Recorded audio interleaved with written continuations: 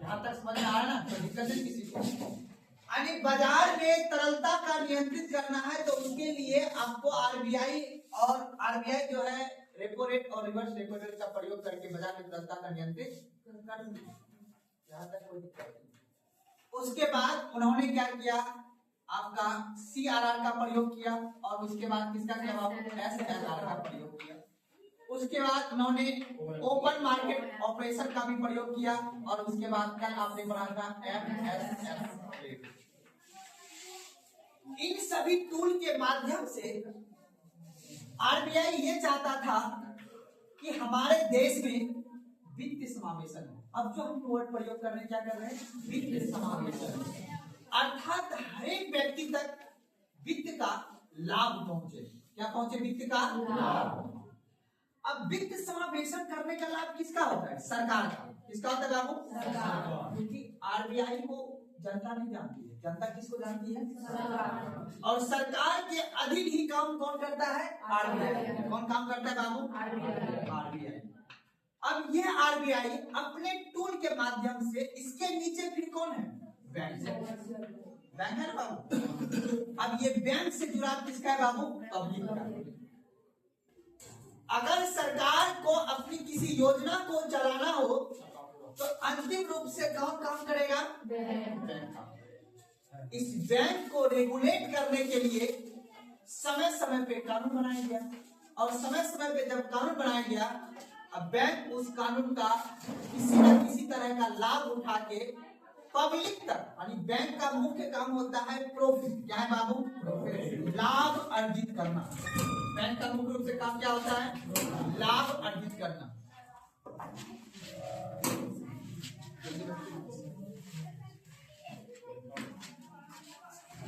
अब बैंक का जब मुख्य कार्य होता है लाभ अर्जित करना, तो बैंक का मुख्य रूप से कार्य क्या है, जमा को स्वीकार करना और क्या फिर क्या देना, और इसके बीच में जो उसके पूंजी मिलेगा, जो उसे पूंजी से लाभ होगा, वही बैंक काम करती है। तो बैंक का उद्देश्य है वित्त समावेशन करना, बैंक का उद्देश्य क्या है बाबू, लाभ।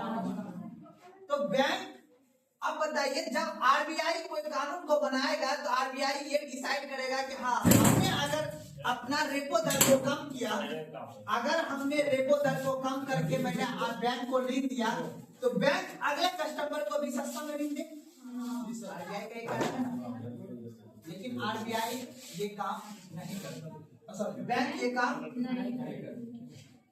बात किसी को आपस में नहीं करनी है, यहाँ पे सुननी है और समझनी है। आज का क्लास जो है लास्ट मॉनेटरी पॉलिसी का, यहाँ से आपको ये समझ में आएगा, यहीं से आपको बैंकिंग स्ट्रक्चर के बारे में पता चलेगा कि हमारे देश में बैंक की संरचना कैसे की गई, समझने का प्रयास कीजिए। हम बताएं कि बैंक का उद्देश्य क्या है बाबू, लाभ अर्जित करना। सरकार क्या चाहती है, हर एक जनता तक वित्त का समावेशन सही से, और सरकार का अधीन कौन काम करता है, आरबीआई। इसीलिए आरबीआई जो है सारे रेगुलेट बैंक को क्या करता है, रेगुलेट करता है, और रेगुलेट करने के बाद वह अपने इस टूल का प्रयोग करके वित्त समावेशन करने का प्रयास करती है। जैसे ही आपको पता चला कि आरबीआई बैंक जो है रेपो दर को अपना जब कम करती है, तो लेकिन ये बैंक पब्लिक के लिए ऋण कम नहीं करता है। इसके लिए उन्होंने, कहा जाता है, एक रेट तैयार किया, उसको हम लोग बोलते हैं बेस रेट। नाम सुने? इस रेट के आधार पे ही आप जो है ऋण दे सकते हैं। अब ये बैंक लाभ कहां पे कमाएगा बाबू, एक किसान को देगा ऋण, या वहां से लाभ कमाएगा, या एक उद्योगपति को देगा, वहां पे लाभ कमाएगा। बैंक ये जानती है, और बैंक को रिस्क कहां पे कम रहेगा, यहाँ पे रिस्क उसका जो है कम रहेगा। इसीलिए बैंक क्या करता है, वो इस व्यक्ति को ऋण ज्यादा देता है, और इधर जो आम गरीब आदमी जो होते हैं, किसान वर्ग के जो व्यक्ति होते हैं, उसको वो ऋण कम देता है। इसीलिए हमारे आरबीआई ने फिर जाके 2010 के बाद उन्होंने अपने अपने टूल्स का फिर निर्माण किया। सुनार बात को, उसको बोलते हैं primary landing rate, PLR, primary landing rate. उसका मुख्य रूप से ये काम है कि जितनी भी उसके पास एनडीटीएल का रुपया है बैंक के पास, उस रुपये के हिसाब से ही आप इससे आप ऋण दे सकते हैं। उसके बाद एक बार समझना, बैंक क्या करता था, लाभ कमाने के लिए वो उद्योगपति को ऋण ज्यादा देता था और आरबीआई को ये दिखा देता था कि हमारे पास उतना रुपया एसिड अर्थात मेरे पास उतनी तरलता नहीं है। तो आरबीआई ने एक तय कर दिया, बैंक ने एक तय कर दिया, आरबीआई ने इसके लिए बैंक के लिए ये रेट तय कर दिया कि आप इससे कम रेट पर किसी को ऋण नहीं दे सकते। समझ बात ना? तो उसके लिए उन्होंने एक रेट तैयार किया, उसको बोलते हैं बेस रेट, आधार दर। क्या बोलते हैं? आधार दर। यानी इस रेट से आप किसी को भी आप कम पे ऋण नहीं दे सकते। मेरी बात समझ में आ रहा है ना?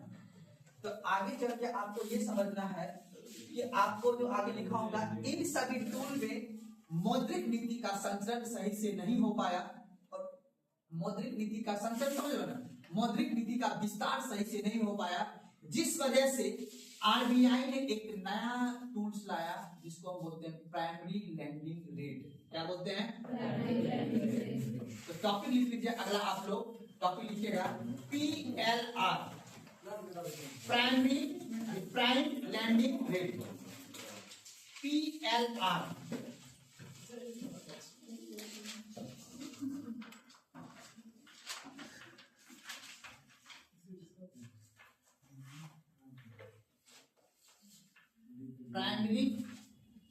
Prime landing rate, PLR। Hindi में लिखिएगा प्रधान उधार दर,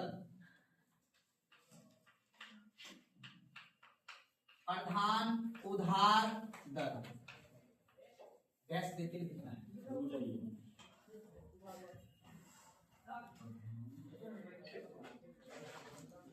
थोड़ा हाथ जल्दी चलाना है, एक किसी व्यक्तिगत के लिए हो सकता है।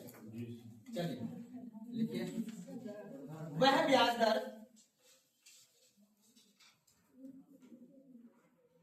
वह ब्याज दर जिस पर वाणिज्यिक बैंक, वह ब्याज दर जिस पर वाणिज्यिक बैंक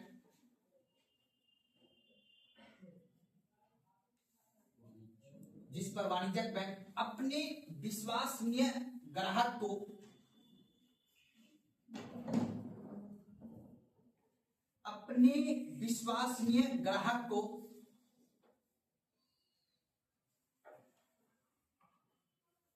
ऋण देने के लिए तैयार होते हैं,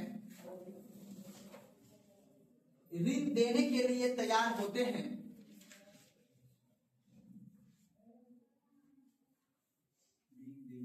ऋण देने के लिए तैयार होते हैं, उसे PLR कहते हैं।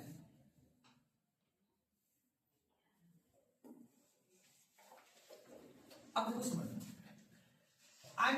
प्राइमरी लेंडिंग रेट का मतलब यह हो गया, प्रधान उधार दर का मतलब हुआ कि बैंक ये डिसाइड करेगा कि हमें किसे लोन देना है और किसे लोन नहीं देना। लेकिन सरकार कह रहा है कि गरीब आदमी को भी लोन देना है।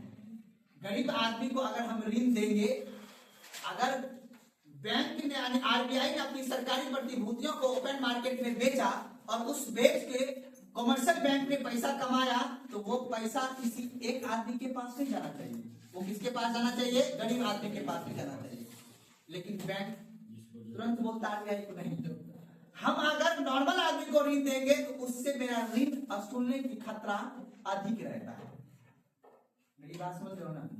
कहने का मतलब आरबीआई ने यहाँ पे बोला कि बाबू, आरबीआई ने बोला कि आप जो है ऋण सभी व्यक्ति को दीजिए, लेकिन इधर से कॉमर्शियल बैंक बोल रहा है कि नहीं, हम अपने सिर्फ विश्वास पात्र को ही ऋण दे सकते हैं, क्योंकि हमें फिर उस ऋण को वसूलने में खतरा अधिक होता है। सुना बात को ना? तो इस झांसा को देते हुए उन्होंने, आरबीआई ने फिर इस ऋण का प्राइमरी लेंडिंग रेट का प्रयोग करते हुए बैंक को बोला कि ठीक है, आप सबसे पहले अपने विश्वसनीय कुछ क्षेत्र को बनाइए, ठीक है ना? उसके लिए उन्होंने किसान को भी टारगेट किया, उद्योग को भी टारगेट किया। उसके लिए आप जानते हैं मार्केट में जो आप लोग ऋण लेते हैं, जैसे मोबाइल खरीदना हो या फिर अन्य उपभोग व्यय को जो कर्जा, वहां पे भी उन्होंने क्या किया, इस वस्तु को तैयार किया। अर्थात विश्वसनीय का मतलब हो गया जिस किसी का सीवी, अब सुने होंगे बैंक में किसी का अगर सीवी अच्छा है तो उसको बैंक जल्दी ऋण दे देता है। तो याद रखना है, प्राइमरी लेंडिंग रेट के अंतर्गत कॉमर्शियल बैंक अपने विश्वसनीय ग्राहक को ही ऋण देगा। वो सुना बात को ना। और इस ऋण को वसूल करने में बैंक के पास जोखिम अर्थात खतरा कम होता है। सुना नहीं बात ना। आपसे पूछा जाएगा एग्जाम में कि वाणिज्यिक बैंक कौन सा ऋण अपने विश्वसनीय ग्राहक को देता है, तो क्या बोलना है, प्राइमरी लेंडिंग रेट। सुना नहीं बात ना। और इस रेट इस ब्याज दर में वसूलने के लिए खतरा बैंक के पास कम होता है। तो लिखिए अगला पॉइंट में, लिखिएगा, इस प्रकार के ऋण में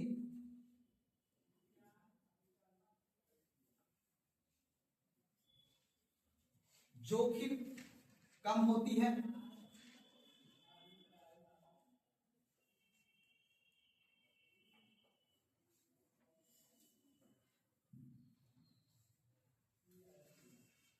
कोई दिक्कत यहां तक समझने में? अगला पॉइंट लिखिएगा,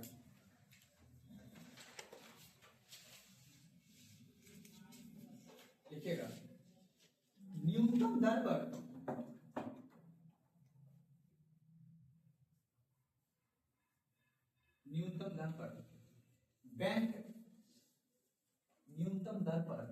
बैंक अपने विश्वसनीय ग्राहक को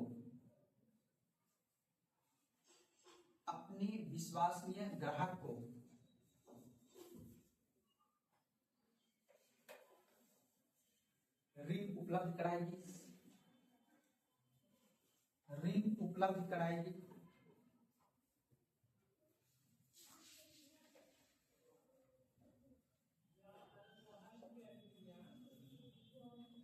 कोई दिक्कत? अगला टॉपिक लिखिए, बेस रेट।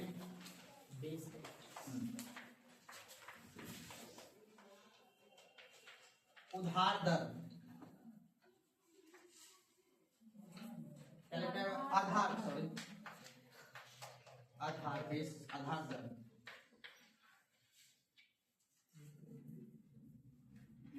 बेस रेट, आधार दर।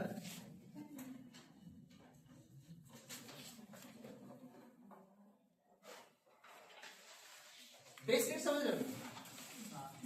आरबीआई ने अब यह तय कर दिया है कि नहीं बाबू, अगर तुम्हें लाभ कमाने के मुख्य काम करना, उद्योगपति को दोगे कम रेट पे और किसान को दोगे अधिक रेट पे, तो फिर देश चलेगा? नहीं सर। किसान को वोट देगा सरकार को? नहीं देगा। तो सरकार ने अर्थात आरबीआई ने एक रेट तय कर दिया कि ये न्यूनतम रेट है, इस दर से आप कम पे किसी को ऋण नहीं दे सकते हैं। उसको कौन सा रेट बोलेंगे? तो वह ब्याज दर जिस पर वाणिज्यिक बैंक न्यूनतम दर पे ऋण देना है, और वह दर क्या कहलाएगा आपका? Base rate. लिखिएगा, वह ब्याज दर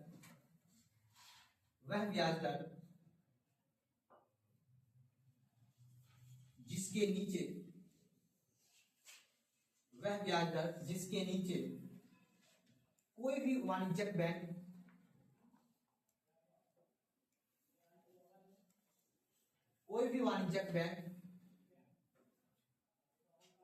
अपने ग्राहक को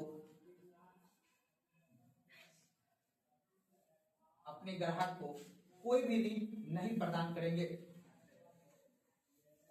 वह ब्याज दर जिसके नीचे कोई भी वाणिज्यिक बैंक अपने ग्राहक को कोई भी ऋण प्रदान नहीं करेंगे।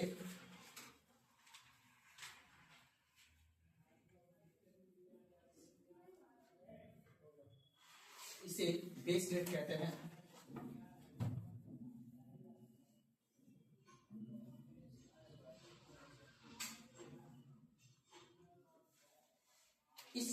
निर्धारण स्वयं बैंक करती है। इस रेट का निर्धारण स्वयं बैंक करती है,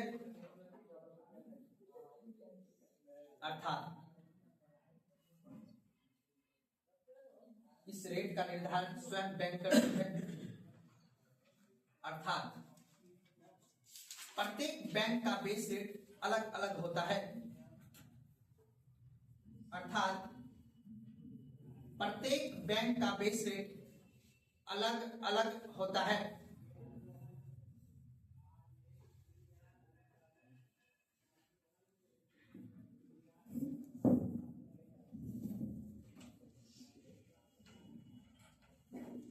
अब बताओ, कोई भी बैंक जो है अपना एक न्यूनतम दर तय करेगी कि हम इस दर पे ही ऋण दे सकते हैं, क्योंकि अंतिम उसको क्या कमाना है बाबू।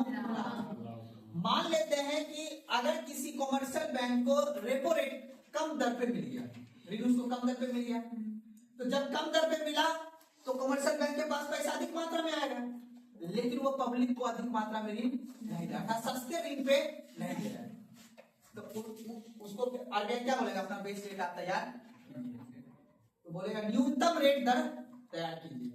अब न्यूनतम रेट दर पे अब वो सबको क्या देगा, पहले क्या करता था कि उद्योगपति लोग को कम ऋण पे देता था और किसान वर्ग को ज्यादा ऋण पे देता था, तो बात ना, उससे उसको लाभ ज्यादा मिलता था। लेकिन आरबीआई ने एक बेस रेट तैयार कर दिया और बेस रेट का तैयार करने का जिम्मेदारी स्वयं बैंक के पास है, क्योंकि हर किसी बैंक का एनडीटीएल अलग अलग होता है, और जब एनडीटीएल अलग अलग होगा तो अपना बेस रेट भी क्या करेगा, अलग अलग तैयार करेगा। याद रखना है, बेस रेट जो है स्वयं कौन तैयार करेगी, बैंक। बाकी आपने जितना भी रेट अभी तक पढ़ा है, जो भी आपने मौद्रिक नीति का रेट पढ़ा है, वो सभी रेट का तैयारी करने का जिम्मेदारी किसके पास है, आरबीआई के पास। लेकिन बेस रेट कौन तैयार करेगा बाबू, तो आप बोल सकते हैं वह दर होता है जिसके न्यूनतम दर, यानी वह न्यूनतम दर जिसके नीचे ब्याज जो है, यानी जिसके नीचे ऋण जो है आप कोई भी बैंक, कमर्शियल बैंक किसी अन्य बैंक को नहीं दे सकता है। तो बात करो, तो इस बात को याद रख लेना है, बेस। अगर लिखे टॉपिक मौद्रिक संचरण, टॉपिक लिखेगा मौद्रिक संचरण।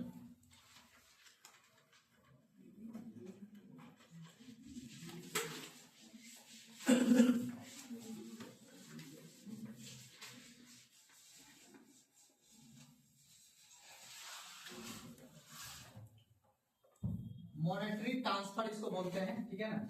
अब देखिएगा यहाँ पे समझिएगा, मौद्रिक संचरण इस वर्ड से मतलब क्या समझा आप, संचरण का मतलब क्या होता है, हर व्यक्ति तक पहुंच को बनाना।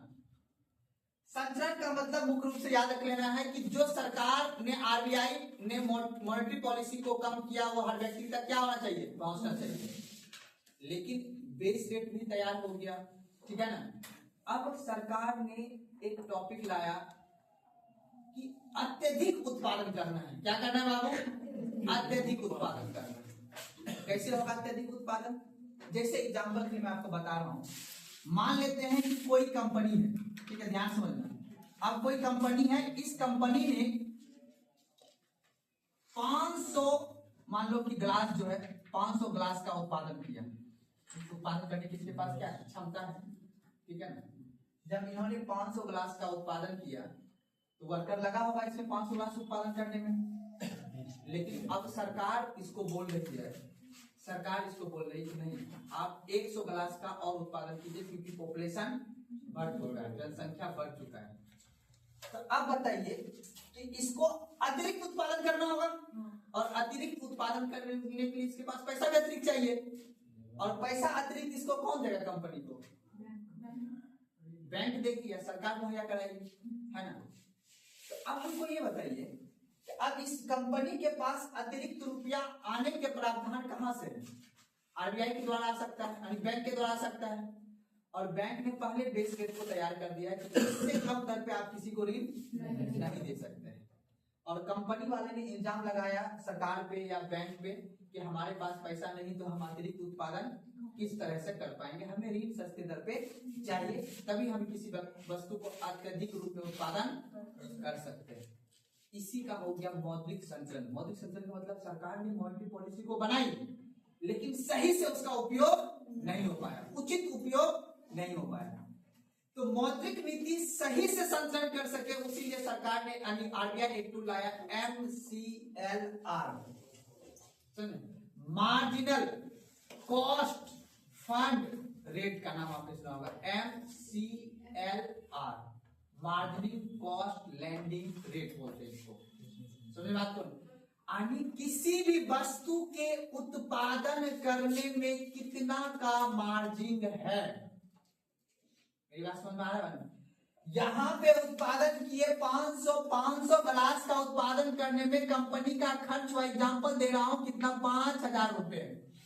सरकार बोल रही है कि 100 और गिलास उत्पादन करना है आपको, तो कंपनी बोल रही है सर हमको 100 गिलास उत्पादन करने के लिए हमें 1,000 रुपया और चाहिए, वो मेरे पास नहीं। तो अब कंपनी को तो ऋण चाहिए ही चाहिए, सुना बात को ना? तो मौद्रिक नीति सही से संचलन नहीं हो पाया। अब ध्यान से देखो, समझना, आगे चल के जो टॉपिक आएगा थोड़ा टफ है। सरकार का मुख्य उद्देश्य आपको करना है वित्त का समावेशन, पैसा हर व्यक्ति तक पहुंचना चाहिए, और पैसा हर व्यक्ति तक पहुंचना चाहिए तो हमारे देश का एक जैसा इंफ्रास्ट्रक्चर नहीं है, कहीं दूर दराज गांव भी है। अब सरकार के वहां पे बैंक नहीं है तो सरकार उसके लिए कौन सा बैंक खोलेगा? ग्रामीण बैंक खोलेगा, सहकारी बैंक खोलेगा, क्योंकि हमारे देश का बैंक का इतिहास भी कुछ अलग रहा है। आपको पता होगा कि हमारे देश में 1980 से पहले अब बैंक का राष्ट्रीयकरण नहीं हुआ था, सुना बात को ना? उससे पहले इंदिरा गांधी ने 2 बार बैंक का राष्ट्रीयकरण, एक बार 14 बैंक का किया, एक बार 6 बैंक का किया था। उससे पहले देश जब पढ़ाऊंगा बैंकिंग इतिहास, तो कहने का मतलब है वित्त का समावेशन करने का जो हमारे देश में इतिहास सही नहीं रहा है। तो अब जो है सरकार ये चाह रहा है कि वित्त का संचलन अगर हमें सब तक, मौद्रिक का संचलन अगर हमें सब तक पहुंचाना है तो हमें हर किसी को ऋण मुहैया कराना होगा, किसी एक विशेष क्षेत्र में भी ऋण मुहैया कराना होगा। लेकिन बैंक जो एग्जाम लगाता है एनपीए, नाम सुने हो? नॉन परफॉर्मिंग एसेट का नाम सुने हो?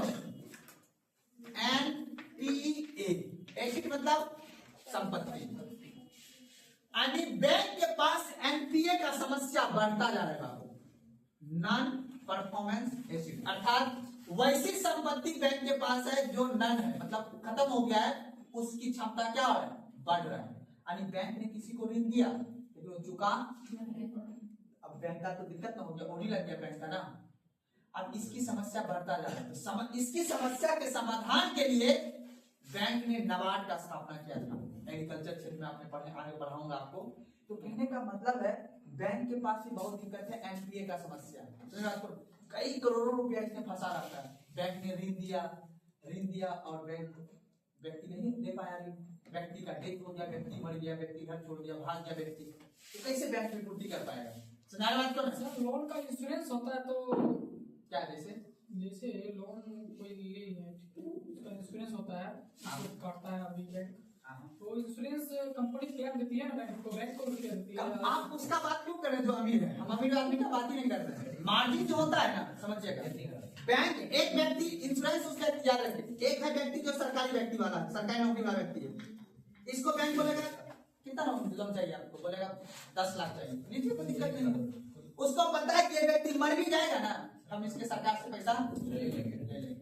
लेकिन एक आदमी वैसा है जिसके पास कोई फिजिकल एसेट नहीं है, यानी कोई भौतिक संपत्ति नहीं है, क्या उसको वोट देने का अधिकार है? तो क्या उसके लिए सरकार व्यवस्था नहीं करेगी? उसको बैंक बोलता है कि आपके पास कुछ है ही नहीं, हम आपको क्यों ऋण देंगे? लेकिन सरकार वहां तक भी अपनी योजना को पहुंचाने के लिए सरकार उसके लिए वित्त समावेशन का तो काम करेगा, नहीं करेगा? ऐसी जनसंख्या बहुत है देश में, 140 करोड़ के देश में, हमारे देश के अंतर्गत बहुत ऐसी जनसंख्या है जहां पे वित्त समावेशन अभी तक नहीं पहुंचा हुआ है, अर्थात उसकी खाता अभी तक बैंक में नहीं खुला हुआ है। तो 2014 के बाद जब जनधन खाता आया तब जाके सरकार धीरे धीरे वित्त समावेशन कर रहा है, सही योजना का लाभ पहुंच रहा है। सुना है मेरी बात ना? तो इस आप बात कर रहे हैं उस व्यक्ति का जो व्यक्ति जॉब में है या किसी भी कोई भी लोन आप लेने अभी आज की डेट में आपको कोई भी लोन मिल जाएगा, उसमें इंश्योरेंस इंक्लूडेड हो जाता है।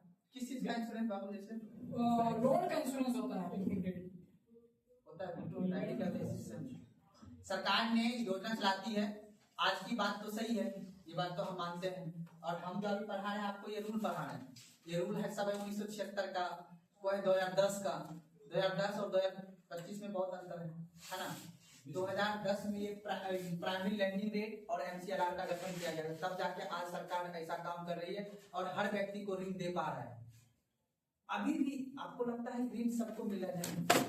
अभी कुछ ऐसे व्यक्ति हैं जिसके पास कोई अगर फिजिकल एसेट नहीं है ना, आप ये बात कर रहे हो कि कोई तो ऋण दे रहा है तब ना उसका इंश्योरेंस हो रहा है, जिसको ऋण नहीं मिल रहा है उसका। कोई ऐसा व्यक्ति आप देखा है जिसको लोन मांगने गया और बैंक ने प्रमाणित भगा दिया?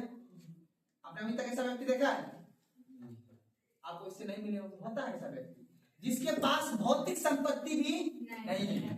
दुनिया में बहुत कम इंसान ऐसे होते हैं जिसके पास भौतिक संपत्ति बहुत कम होता है।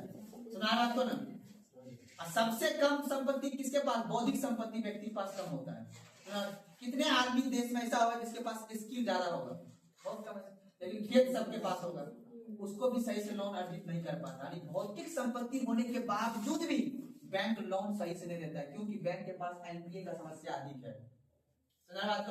कहने का मतलब है यहाँ पे बैंक के पास मार्जिन मतलब पैसा वसूलने के लिए कैपेसिटी ज्यादा रखता है। बैंक उतना काम है, बैंक सोचता है कितना हम लोन देंगे, उससे अच्छा उद्योगपति को लोन देंगे, वहां से हम लोन देंगे, वहां से पैसा ज्यादा कमा लेंगे। बात को आप अभी तुरंत बोलिए कि हमारे पास हम एक बड़ा कॉलेज खोलने जा रहे हैं या हम एक बड़ा हॉस्पिटल खोलने जा रहे हैं, ये लीजिए हम नहीं चुका पाएंगे, ये सारा जमीन आपका हो जाएगा। वो जमीन का आपको वैल्यू जितना होगा उसका आपको 60% आपको लोन मिल जाएगा। 1 करोड़ का जमीन है तो आपको 60 लाख रुपया लोन पे मिल जाएगा। अगर आप नहीं चुका पाइएगा तो बैंक वो सारा जमीन आपका ले लेगा, तो उसी में आपका इंश्योरेंस हो जाएगा। तो कहीं ना कहीं उसके जिसके पास भौतिक संपत्ति उसी को मिल रहा है, लेकिन सरकार वित्तीय समावेशन हर किसी का करना चाहती है। समझ बात को ना? उस हिसाब से लिखिए टॉपिक मौद्रिक संचरण, लिखिएगा। बैंकिंग व्यवस्था में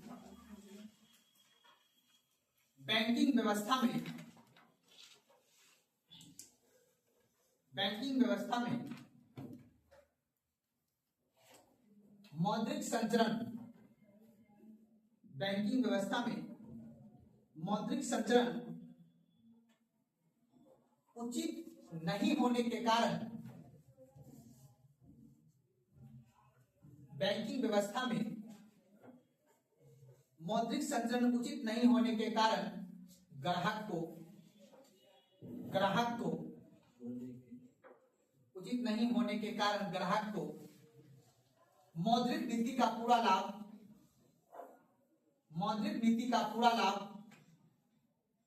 नहीं मिल पाता था। मौद्रिक नीति का पूरा लाभ नहीं मिल पाता था क्योंकि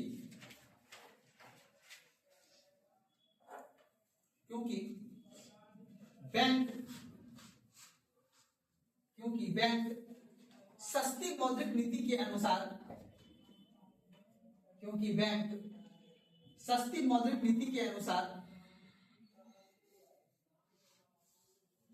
अपनी ब्याज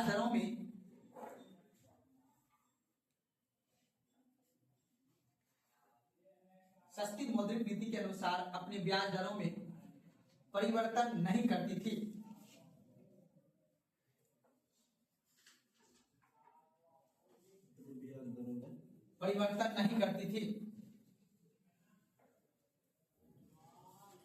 परिणाम स्वरूप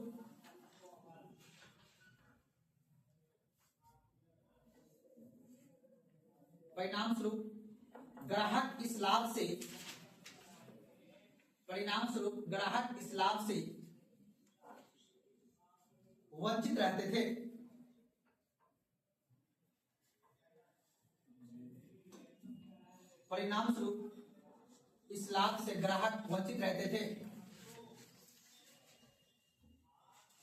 इस समस्या के समाधान के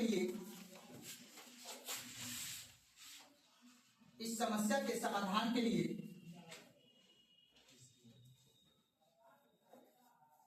आरबीआई ने बेस रेट का निर्धारण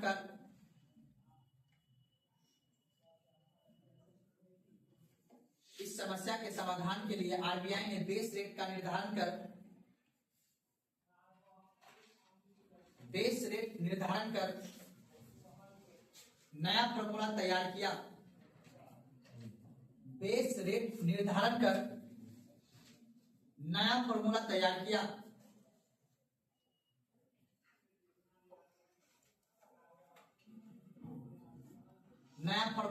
किया। जिसे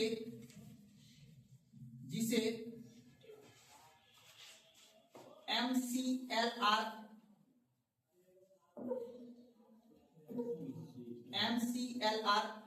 कहते हैं।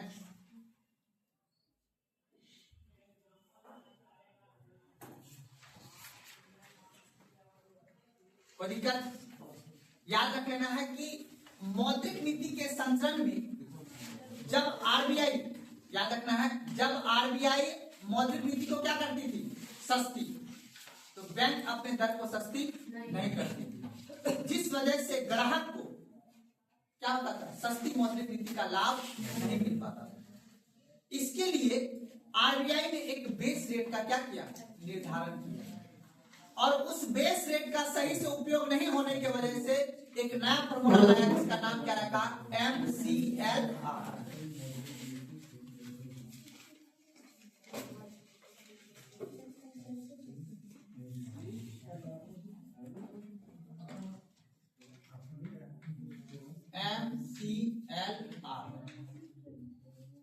याद रखना है क्या है बाबू? MCLR, marginal cost landing rate. बता देंगे, पहले समझ लेते हैं। मार्जिनल का मतलब समझते हो? मार्जिन का मतलब होता है अतिरिक्त। क्या होता है बाबू? अतिरिक्त। अभी जस्ट मैंने बस इस दिमाग में देखो बैठा लेना है पहले। मौद्रिक नीति का सही से लाभ नहीं मिल पाना किसको? ग्राहक को या जनता को, एक ही वर्ड है, ठीक है ना? बैंक के लिए क्या होगा बाबू? ग्राहक। बैंक का क्या होगा बाबू? ग्राहक। सरकार का यही ग्राहक क्या होगा? क्योंकि जनता डाइट करने किससे बाबू? सरकार के अधीन कौन है बाबू? आरबीआई। ध्यान देखो कैसे काम करता है। हम सरकार को बोलते हैं, सरकार आरबीआई को बोलता है, और आरबीआई किसको बोलता है? बैंक। और बैंक का उद्देश्य अलग है। बैंक का उद्देश्य है लाभ अर्जित करना, लाभ कमाना। और सरकार का उद्देश्य है, हमने जिस किसी से मैंने लिया है क्या? वोट। वो संविधान में लिखा है हर किसी को समानता का अधिकार। तो सरकार का उद्देश्य है बाबू जनता में वित्त का समावेशन करना। आरबीआई का उद्देश्य है कि बाबू तरलता सब कुछ मार्केट में बना रहे, और इसका उद्देश्य है हमको लाभ मिलता है। लेकिन बाबू ग्राहक का कोई देख रेख नहीं कर रहे। हर किसी का अलग अलग उद्देश्य होने के वजह से जो है ग्राहक को लाभ नहीं मिल पाता। आरबीआई जब इलेक्शन का टाइम होता है, जब चुनाव का टाइम होता है, तो अपनी मौद्रिक दर को क्या कर देता है बाबू? सस्ती कर देता है। जब वो मौद्रिक दर को सस्ती करेगा तो ग्राहक जो है, ग्राहक को इसकी लाभ नहीं मिल पाता। क्यों? क्योंकि सस्ती मौद्रिक नीति आरबीआई करती तो है, लेकिन बैंक जो है अपनी ब्याज दर को कम नहीं करता। जब वो बैंक दर का ब्याज को कम नहीं करता है तो ग्राहक को उसको लाभ नहीं मिल पाता। जब नहीं मिल पाता, इसी के लिए आरबीआई ने एक रेट तय किया जिसको हम क्या बोलते हैं? Base rate. यानी न्यूनतम दर को क्या कर दिया? तय कर दिया। जब उन्होंने न्यूनतम दर को तय किया तो उसी में एक नया फॉर्मूला लाया, MCL। अब समझना है M का मतलब क्या होगा बाबू? मार्जिनल। समझ रहे बात को? तो याद रखना है मार्जिनल को हम लोग बोलते हैं अतिरिक्त अर्थात सीमांत। सुना बात को ना? तो अगर किसी वस्तु का अतिरिक्त उत्पादन करने में जो कॉस्ट लगे, किसी वस्तु के अतिरिक्त उत्पादन करने में जो कॉस्ट लगे, उसे हम लोग बोलते हैं मार्जिनल कॉस्ट लैंडिंग रेट। सुना रखो ना? किसी भी कंपनी की क्षमता था 500 गिलास उत्पादन करने के लिए, सरकार उसको बोला कि 100 गिलास का उत्पादन और आपको करना है, तो उसके लिए उसे मार्जिनल अर्थात अतिरिक्त आपको कॉस्ट देने की आवश्यकता है, अतिरिक्त ऋण देने की आवश्यकता है। तो कम दर पे उसको ऋण उपलब्ध होगा, तभी वो अपनी उत्पादन क्षमता को बढ़ा सकता है। अब सरकार के पास ये जिम्मेदारी है। देखो सरकार पे अभी भी आरोप लगा है कि अडानी को ही जो है देश 4 ही आदमी चला रहा है। एक देश का लॉ चला है, कानून चलाने की जिम्मेदारी देश के प्रधानमंत्री होम मिनिस्टर के पास है, और देश की अर्थव्यवस्था चलाने के पास अडानी के पास है। ऐसा आरोप लगता है ना। अब सरकार के पास बड़ा मुश्किल है, क्यों नहीं हम उद्योगपति को लोन देके और प्रोडक्शन बढ़ा ले। अब प्रोडक्शन बढ़ाएगा तो सबको रोजगार मिल जाएगा। और एक तरफ सरकार को ये भी टेंशन है कि किसान को हम अगर सही से लोन देंगे, यूरिया सब्सिडी सब पर देंगे, तो किसान अपने खेत में उत्पादन क्षमता को क्या करेगा, तो हर किसी को ना खाना मिल जाएगा। सिर्फ उद्योग खुलने से तो काम नहीं चलेगा, उद्योग के साथ साथ हर किसी को भोजन भी उपलब्ध कराना जरूरी है। अगर भोजन पे हमें आश्रित भी तो रहना जरूरी है ना, मतलब निर्भर रहना जरूरी, आत्मनिर्भर रहना जरूरी है। इसलिए हमें प्रोडक्शन क्षमता को क्या करना होगा, बढ़ाना होगा। क्योंकि जितना खेत तो उतने हैं, खेत उतने है ना, खाने वाला जनसंख्या उतना है। जितना खाने वाला जनसंख्या 2010 में था उतना 2026 में है। जनसंख्या क्या हो, लेकिन एग्रीकल्चर लैंड उतना ही है ना। तो एग्रीकल्चर लैंड उतना होने की वजह से उसी एग्रीकल्चर लैंड में सरकार के पास जिम्मेदारी है उसकी प्रोडक्शन को क्या करना है, बढ़ाना है। जहां पे 3 कट्ठा का मकई होता था वहां पे हमें 5 कट्ठा का मकई करना है, 7 कट्ठा का मकई करना है। ज्यादा से ज्यादा हमें क्या करना है, उत्पादन बढ़ाना है, और कम दरों पे। क्या चीज बाबू, इसीलिए आपने देखा सरकार ने हर खेतों में क्या लगा दिया, ट्यूबवेल लगा दिया, बिजली पहुंचाया है ना, ताकि कम दरों पे क्या हो सके, खेत का सिंचाई हो सके। और जितना कम दरों पे लागत मूल्य होगा सरकार उतना उसका क्या करेगा, प्रोडक्शन क्षमता। सुनाए मेरी बात ना, चलिए लिखिएगा।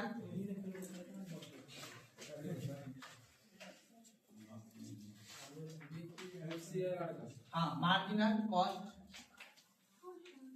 Landing, marginal cost landing rate Hindi हो जाएगा इसका सीमांत लागत,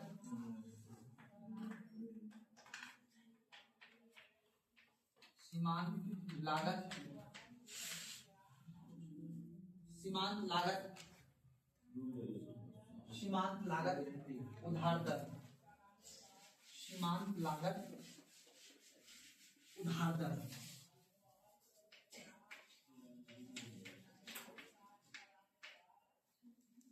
सीमांत लागत उधार दर।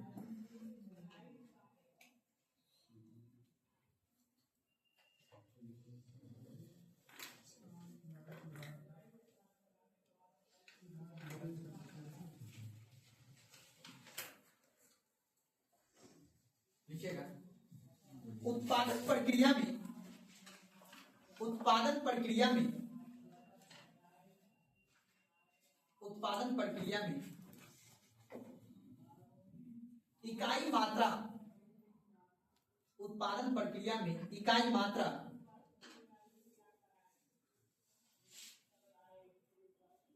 अतिरिक्त उत्पादन करने की लागत को, उत्पादन प्रक्रिया में इकाई मात्रा अतिरिक्त उत्पादन करने की लागत को, अतिरिक्त उत्पादन करने की लागत को MCLR कहते हैं।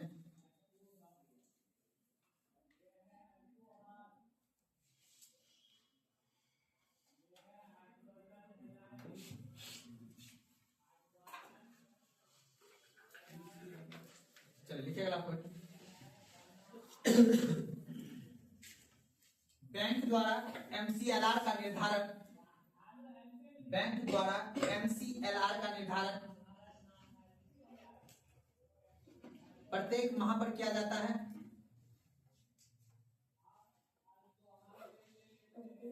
प्रत्येक माह पर किया जाता है।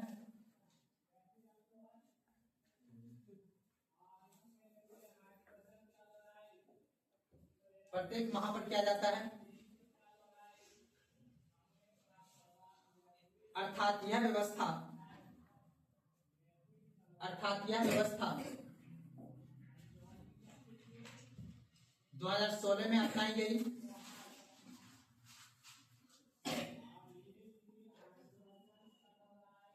अर्थात यह व्यवस्था 2016 में अपनाई गई।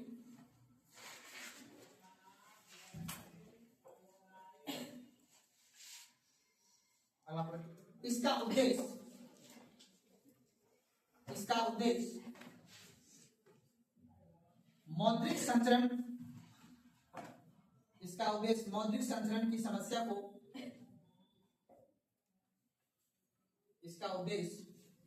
मौद्रिक संचरण की समस्या को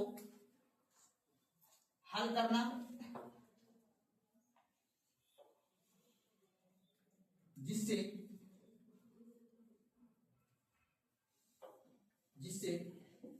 मौद्रिक नीति का लाभ ग्राहक को मिल सके।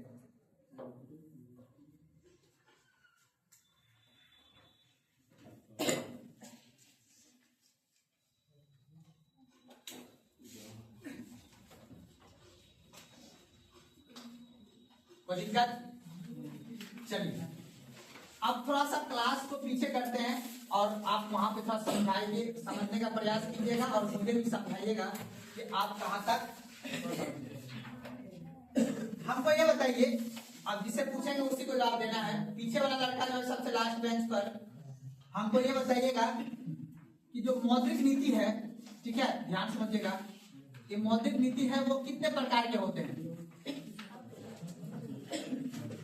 पीछे वाला बेंच, मौद्रिक नीति कितने प्रकार के होते हैं?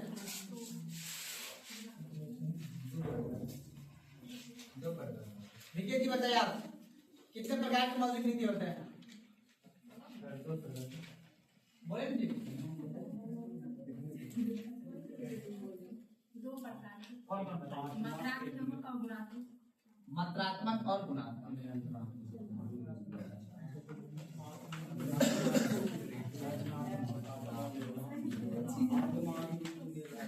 और दूसरा क्या होता है बाबू?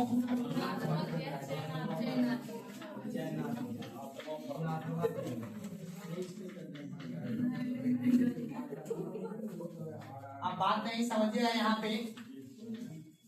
अब देखिए, अभी तक जो हम बात कर रहे थे वो किसका बात कर रहे थे बाबू? मात्रात्मक उपकरण।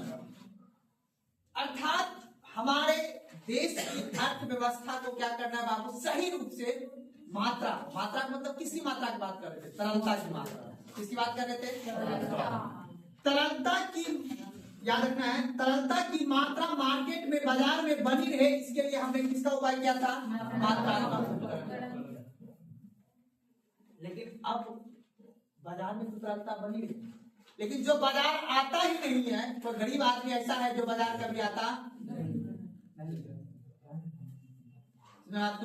तो सरकार के पास एक और जिम्मेदारी है कि आप किसी का चयन करके चयनात्मक उपकरण को भी लाना मार्केट में पड़ेगा, या गुणात्मक उपकरण भी लाना पड़ेगा, जिससे कि आप ये कर पाए कि हमारे देश के कुछ जो वंचित वर्ग है, जो अर्थव्यवस्था के मुख्य धारा से जुड़ा हुआ नहीं, जो आज भी यह विश्वास करता है कि हम बटुआ में पैसा रखेंगे, बैंक में नहीं, है ना? ऐसा भी आदमी होगा कोई मार्केट में, बहुत है ना? तो सरकार उसका वित्त सर्वेक्षण कैसे करेगा? अगर कोई आदमी बैंक में खाता नहीं खोला पाया है, आपने पैन कार्ड का नाम सुना है? क्या होता है pan card?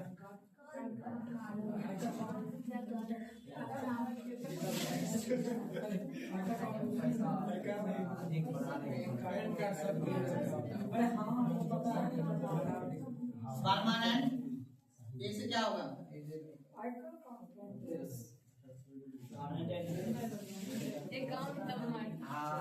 Permanent account number होता है। अर्थात आप पे 2 आदमी निगाह रखा है, कौन कौन जानता है? एक आयकर विभाग और एक रखा है बैंक, यानी एक सरकार, ठीक है। परमानेंट अकाउंट नंबर होता है 2 तरह का, एक होता है अल्फाबेट में और एक होगा ABCD जिसको बोलते हैं हम लोग, और एक होगा अंक में। 2 तरह का नंबर रहेगा। इस अंक से सरकार आपका आयकर विभाग, इनकम टैक्स ऑफिसर वो ट्रेस कर लेगा आप कहीं रुपया छिपा तो नहीं है, वही पैन कार्ड के नंबर से। एक होता है आधार कार्ड का नंबर, नाम सुने हो? इन दोनों से आपके गतिविधियों को ध्यान में रखा जाता है। आप पैसा सिलेंडर काम कीजिएगा, वहां KYC कराने के लिए आपको पैन कार्ड, उसको बोलते हैं परमानेंट अकाउंट नंबर। आपके पास 20 खाता रहे, 5 खाता रहे, 1 खाता रहे, वो सरकार सब आपका ट्रेस कर रहा है। आयकर विभाग, इनकम टैक्स विभाग है ना अपने देश का, उसी ने सबका क्या बनाया है, पैन कार्ड बनवाया है, परमानेंट अकाउंट नंबर बनवाया है, जिससे कि आपकी इनकम पे नजर रख सके। आपने ज्यादा कमाया सरकार तो आपको क्षमा बांट देगा। और एक है आधार कार्ड, ठीक है ना। आधार कार्ड आप देखते हो, आधार कार्ड और पैन कार्ड से भी आपका बैंक खाता वगैरह का काम, इसको हम केवाईसी कराना, वो बात अलग है। चलिए आप आइए, तो अगला टॉपिक लेके आप लोग गुणात्मक या चयनात्मक उपकरण।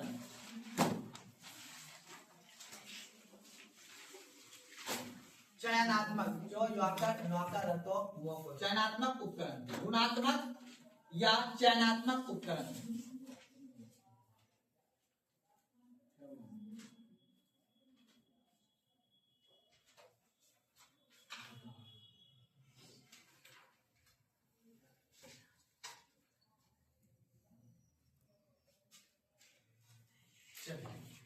अब देखिए समझिएगा यहाँ पे। अच्छा बताइए, एक कोई व्यक्ति है, ठीक है, अब वो व्यक्ति के पास जो एसेट है यानी संपत्ति है, मान लो उसके पास एक भौतिक संपत्ति है। अब भौतिक संपत्ति में उसके पास क्या है, गोल्ड है, मान लो एग्जांपल। अब ये गोल्ड को लेके वो कहाँ गया बाबू, बैंक में। अब मान लेते हैं ये गोल्ड जो है, इसके पास जो गोल्ड अभी सोना है वो गोल्ड है, मान लेते हैं 1 लाख का। कितने के बाबू, 1 लाख। अब बताइएगा, ये गोल्ड लेके ये व्यक्ति बैंक गया और बैंक में क्या गया, गोल्ड लेके। अब इससे क्या मांगना चाह रहा है बैंक से, तरलता। क्या मांगना चाह रहा है, इसकी तरलता मार्केट में ज्यादा किसकी है, कैश। तो बैंक बोला कि ठीक है आपका 1 लाख का तो है, लेकिन आपको हम देंगे लेकिन 80,000 रुपया।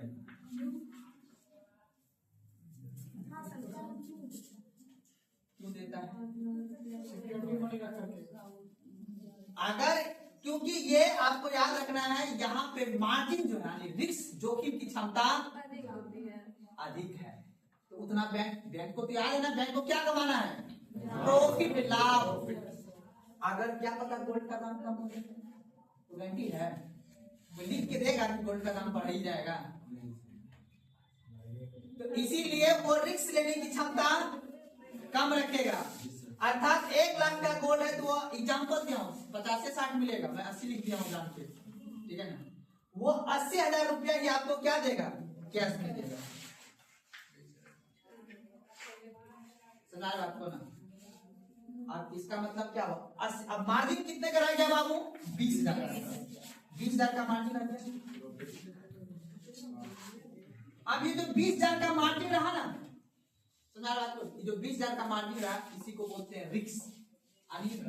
अपना जो है कहने का मतलब जो है कि ये रिस्क लेना नहीं चाहता है, और यही रिस्क की क्षमता धीरे धीरे अगर इसका बढ़ जाएगा, सुना आपको ना, इसी का हो जाता है ये एसेट, अर्थात परिसंपत्ति इसका हो जाता है। क्या हाँ, वो तो प्रक्रिया है ना। आपने गोल्ड रखा है, मान लीजिए आपको बोलेगा बैंक कितना दिन की रखना चाहता है, बोलेगा 1 साल की रखना चाहते हैं। 1 साल में अगर आप उस रुपया को नहीं जमा कर पाए तो फिर खत्म है। तो वो उसमें तो उस सोच के 80,000 रुपया आपको देगा ना, तो कम से कम कितना बेचेगा, तो 1 लाख का बेच देगा वो, तो उसको कोई दिक्कत नहीं है। आपने अगर ऋण मुहैया नहीं किया तो 1 लाख रुपया मिल जाएगा बैंक। बैंक का मुख्य उद्देश्य होता है लाभ अर्जित करना। उसको चुनाव बोर्ड में खड़ा थोड़ी ना होना है। SBI बैंक का कोई चेयरमैन को खड़ा होना चुनाव में, उसको पता है मुंह पे पैसा पप्पू यादव को फेंकेंगे और ये मेरे अनुसार काम करेगा। इसलिए उद्योगपति का एक अपना स्वैग होता है। को अनिल अंबानी का एक अपना स्वैग है। जैसे अनिल अंबानी का बेटा होता है तो सब मोदी जी आते हैं उसके शादी में, क्योंकि मोदी जी को पता है कि हम तभी जितने जगह पैसा दे रहा है, फंडिंग करेगा तभी नहीं। सब प्रक्रिया बना हुआ है। को ना, जो महिला को 10,000 रुपया मिला ना, वो चला गया कहाँ, अधिकारी के पास, थाना में चला गया। कहाँ चला गया, थाना से किसके पास गया, SP साहब के पास। किसके पास, SP साहब से पास किसके पास गया, DIG के पास।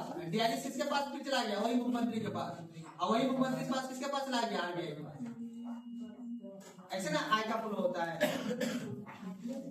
मिला था तुम लोग को 10,000 रुपए, नहीं मिला, महिला बनेगी तब ना मिले, है ना। कोई बात नहीं, आगे बढ़ते हैं। तो गुणवत्ता गुणवत्तापूर्ण याद रखना है, गुणवत्तापूर्ण याद रखना है, गुणात्मक और चयनात्मक उपकरण को पढ़ रहे हैं जहां पे मार्जिन की क्षमता कम रखने की काम सरकार कोशिश करता है, मार्जिन की क्षमता क्या रहे, अर्थात गरीब आदमी के पास जो भौतिक संपत्ति है उस संपत्ति पे उसे ऋण मिल सके, उसमें मार्जिन की क्षमता क्या होना चाहिए, कम। ऐसा कौन चाहती है, सरकार, बैंक चाहता है नहीं, फिर हमारा एनपीए बढ़ जाएगा, हम पैसा कैसे ले पाएंगे उससे।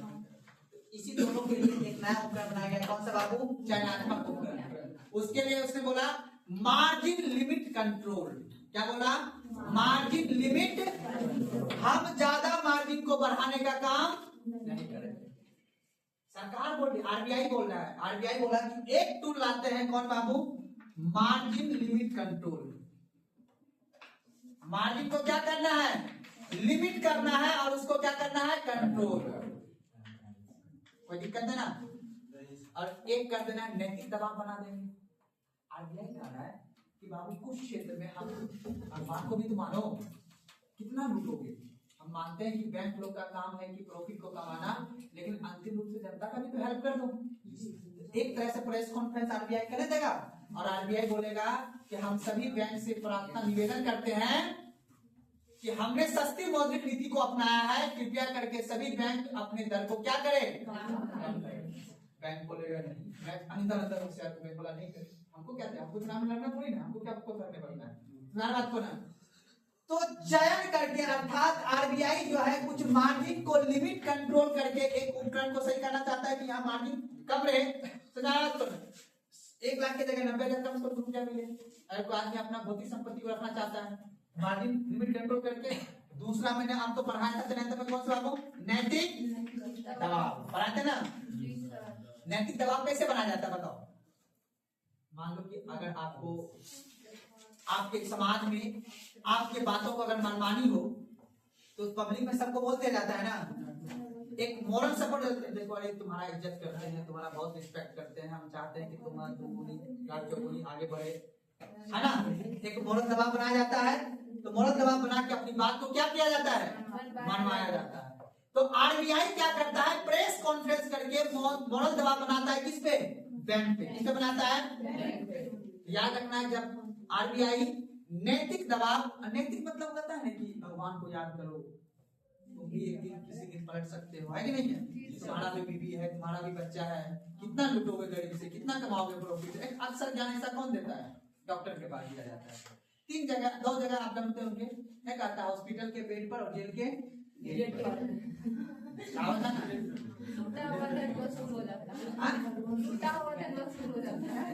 इस 2 जगह जो है आदमी बहुत ही लाचार और बेबस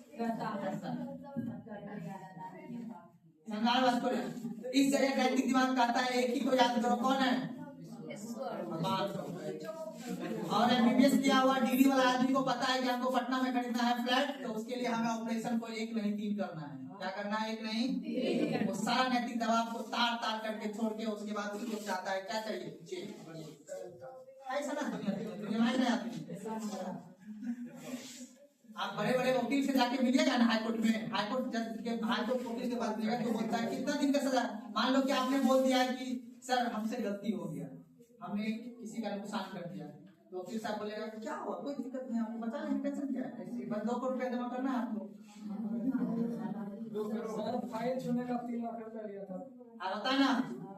तो कहने का मतलब है उसी को आप क्या बोलते हैं, नैतिक दबाव। यहाँ बात करें अर्थव्यवस्था का, याद रखिएगा आरबीआई क्या करता है, सभी बैंक से निवेदन करता है, प्रेस कॉन्फ्रेंस करके नैतिक दबाव बनाता है कि हमने मौद्रिक नीति को सस्ती किया है, तो कृपया करके आप भी अपनी दर को क्या करें, सस्ता करें, ताकि अधिक से अधिक व्यक्ति के पास ऋण पहुंच सके।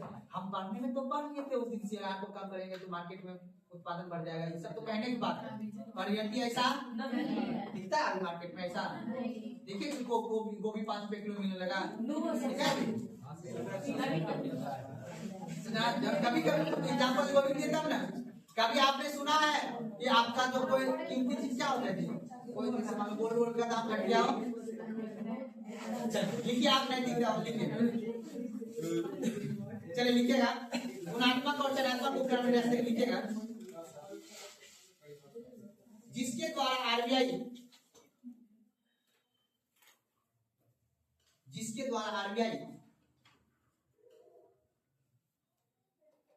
किसी विशेष क्षेत्र की तरलता को जिसके द्वारा आरबीआई किसी विशेष क्षेत्र की तरलता को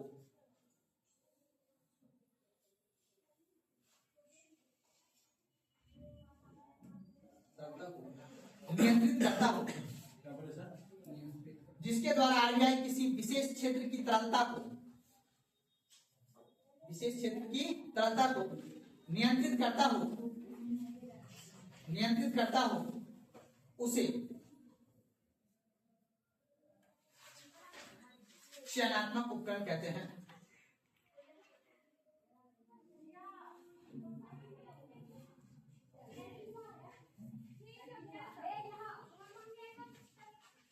देखिए इसके अंतर्गत इसके अंतर्गत मुद्रा की तरलता के साथ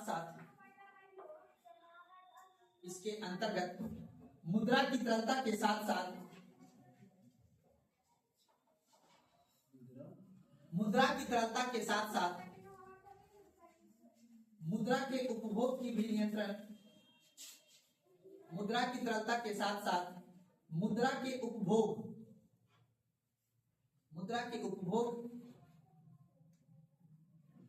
को भी नियंत्रित किया जाता है। मुद्रा के उपभोग को भी नियंत्रित किया जाता है।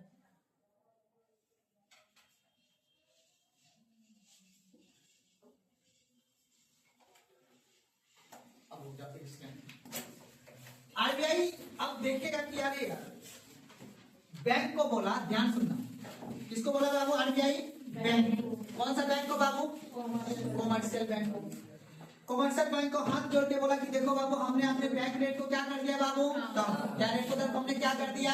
कम। तो आरबीआई, ध्यान सुनना, आरबीआई कॉमर्शियल बैंक को दिया 1000 करोड़। कितना दिया भाई? 1000 करोड़। क्या दिया बाबू? अब इसके बाद में क्या दिया होगा? प्रतिपूर्ति दिया होगा, उसके बाद इंटरेस्ट भी देगा। अब इसके पास मिल गया कॉमर्शियल बैंक पास। अब कॉमर्शियल बैंक को आरबीआई एक टारगेट चयनात्मक उपकरण दे दिया। बोला किसी एक विशेष क्षेत्र की तरलता को क्या करना है? कंट्रोल करना है, नियंत्रण करना है, या फिर क्या करना है? अगर कमी है तो। अब मोदी जी को फोन आ गया। किसको? मोदी जी किसको फोन आ गया? आरबीआई गवर्नर को। बोला देखो बाबा, हमने वचन लिया है यूपी में। क्या लिया है? वचन। किसान की आय को क्या करना है? तो कृषि के क्षेत्र में तरलता को क्या करना है? बढ़ाना है। फिर मोदी जी चला गया गुजरात। बोला वहां उद्योग के क्षेत्र में, किसमें बाबू? उद्योग के क्षेत्र में क्या करना है? तरलता को बढ़ाना है। फिर मोदी जी आ गया बिहार। कहा गया? बिहार में बोला कि सभी मजदूर के लिए वंदे भारत ट्रेन चलेगा। क्या चलेगा? बोला रेलवे क्षेत्र में क्या बढ़ाना बाबू? तरलता बढ़ाना। फिर मोदी जी चला गया कहाँ? अपना उधर मधुबनी जिला। बोला मछली उत्पादन को क्या करना है? मत्स्य क्षेत्र। तो कहने का मतलब है कि आरबीआई अगर किसी एक विशेष क्षेत्र की तरलता को, विशेष क्षेत्र इसमें से कोई एक क्षेत्र हो सकता है, किसी एक, देखो इसके तहत मात्रात्मक के तहत पूरी बाजार की तरलता को क्या करना है? उसमें हर एक चीज आ सकता है। लेकिन गुणात्मक या चयनात्मक में एक किसी एक पर्टिकुलर चीज का चयन करके उस क्षेत्र का हमें तरलता को क्या करना है? अगर कम है तो बढ़ा देना है, अब बढ़ा अधिक है तो अर्थात तरलता, किसी एक विशेष क्षेत्र का तरलता का नियंत्रित करने के लिए हम किसका प्रयोग करते हैं? चयनात्मक उपकरण।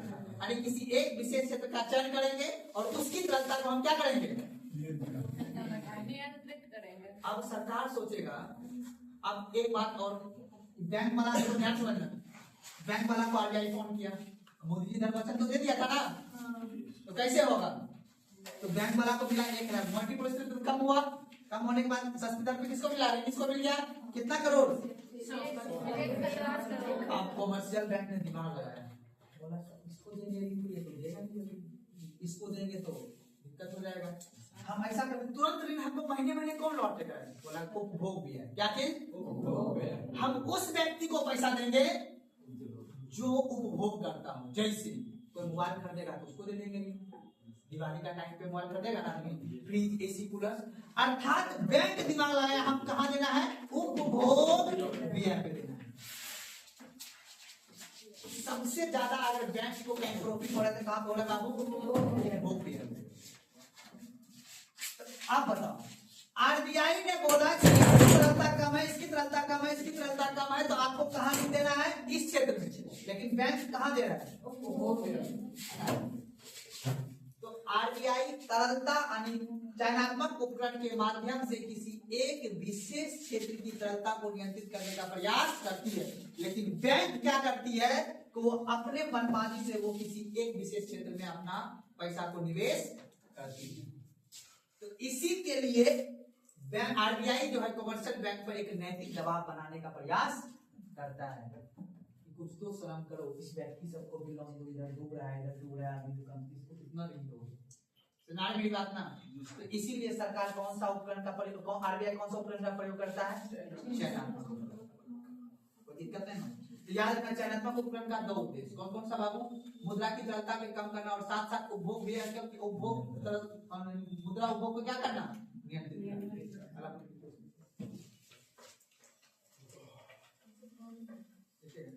इस प्रक्रिया में आरबीआई इस प्रक्रिया में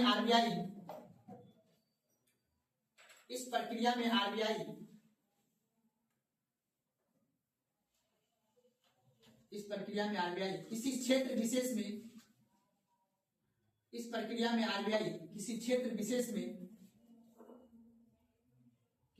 विशेष में मुद्रा की प्रवाह को नियंत्रित करता है।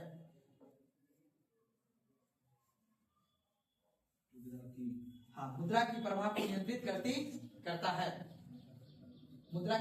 नियंत्रित करता है। इसके लिए निम्न उपकरण है।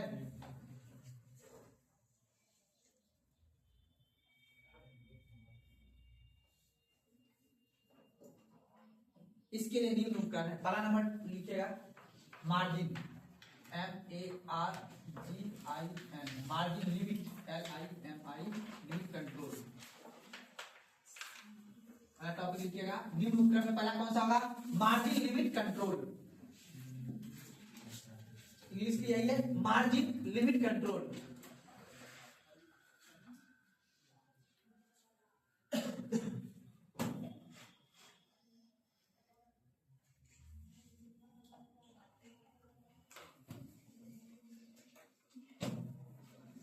अब बताओ, आरबीआई इस टूल से क्या करेगा, मार्जिन को कम करने का प्रयास करेगा। कैसे मार्जिन को कम करेगा, कैसे करेगा कम, बताइए।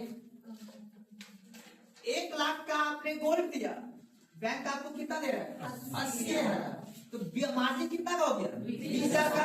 तो आरबीआई कहता है कि हम इस टूल के माध्यम से मार्जिन लिमिट को कम करेंगे। क्या करेंगे, 1 लाख का है तो कम से कम 95,000 90,000 मिलना चाहिए, तभी तो देश की जनता का भी भला होगा कि नहीं होगा। बैंक बोलता है कि नहीं, हम मार्जिन को बढ़ाएंगे क्योंकि वहां रिस्क लेने की क्षमता अधिक है, इसलिए कम मार्जिन रहेगा तो रिस्क ज्यादा रहेगा और अधिक मार्जिन रहेगा तो रिस्क कम रहेगा। इसीलिए अब बताओ, तो सबसे पहली बात, चयनात्मक उपकरण का उद्देश्य समझ लो, किसी एक विशेष क्षेत्र में तरलता को नियंत्रित करना। यहाँ पे कोई दिक्कत नहीं। अब जो है, जब किसी एक विशेष क्षेत्र की तरलता को नियंत्रित करना है तो उसके लिए आरबीआई सबसे पहला टूल का कौन सा प्रयोग करता है, मार्जिन लिमिट कंट्रोल का प्रयोग करता है। यहाँ तो कोई दिक्कत समझने किसी को नहीं ना। तो याद रखना, मार्जिन लिमिट कंट्रोल के माध्यम से किसी चीज के मार्जिन, जो बीच का मार्जिन होता है उसकी लिमिट को क्या करना है, कंट्रोल करना है। ज्यादा का मार्जिन होगा तो उसको कंट्रोल करना है, किसके द्वारा, इसी टूल का प्रयोग। इसमें एक कानून बना दिया जाता है। इस कानून में कहा जाता है सभी बैंक को कि आप मार्जिन को क्या कीजिए, कम कीजिए। अगर कोई व्यक्ति अपनी भौतिक संपत्ति को रखने के लिए आया हुआ है, कोई घर अपना गिरवी रख रहा है आपके यहाँ कि नहीं, अगर घर 1 करोड़ का है तो कम से कम उसको आप लोन अत्यधिक मात्रा में दीजिए, उसकी मार्जिन क्षमता को कम रखिए, ताकि उससे अपना उत्पादन बढ़ा सके। ऐसा होता ही होता है मार्केट में। नहीं कम करता वो तो कार्रवाई हो सकता है, लेकिन देखो सिंपल इसके पास वैसा उपाय रहता है, ठीक है ना, इसके पास वैसा उपाय रहता है। समझ रहे हो, ढूंढ लेगा कि हमको क्या काम करना है, ठीक है। मार्जिन तो बहुत ज्यादा कराता है बाबू। अभी देखो आप ग्रामीण क्षेत्र में आप यूनियन बैंक के पास जाओ, अमीर आदमी का बात नहीं कर रहे हैं, हम बात कर रहे हैं गरीब आदमी का। हम जाएंगे अभी हमें ऋण नहीं मिलेगा, समझ रहे बात को ना। अमीर आदमी के पास उसका ऋण रहता है डायरेक्ट, सुना बात को ना। चलिए लिखिए, लिखिएगा मार्जिन लिमिट कंट्रोल में लिखिएगा आरबीआई द्वारा, आरबीआई द्वारा किसी ऋण विशेष पर, आरबीआई द्वारा किसी ऋण विशेष पर मार्जिन की न्यूनतम सीमा का निर्धारण करना, किसी ऋण विशेष पर मार्जिन की न्यूनतम सीमा का निर्धारण करना, मार्जिन के न्यूनतम सीमा का निर्धारण करना,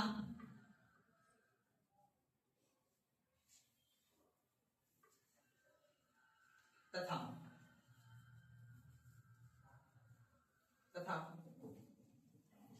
मार्जिन में परिवर्तन से,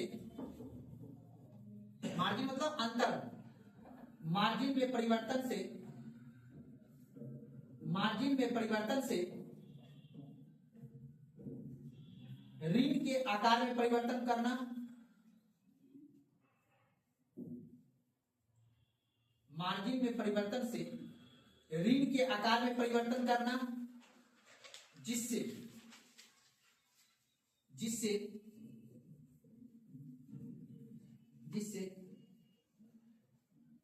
कुछ क्षेत्र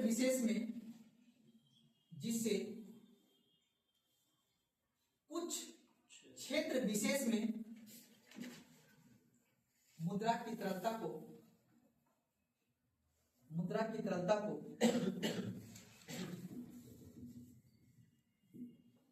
नियंत्रित किया जाता है।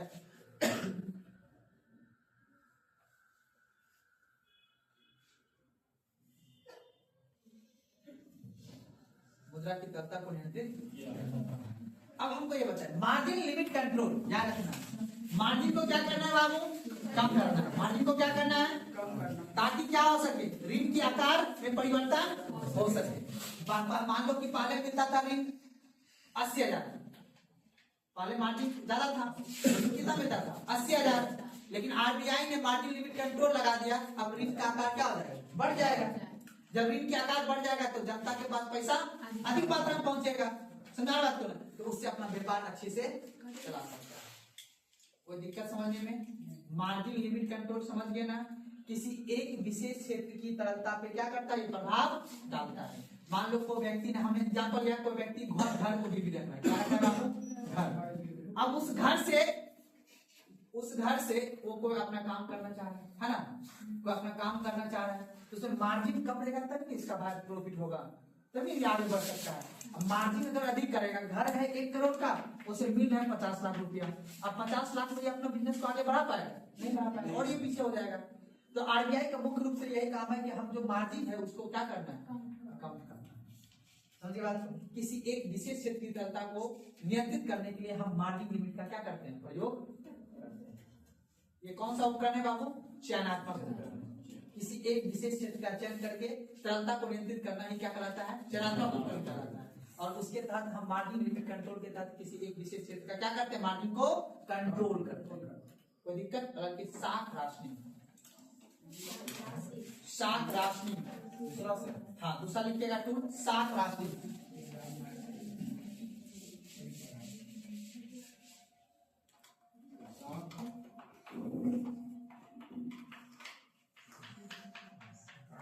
साख राशि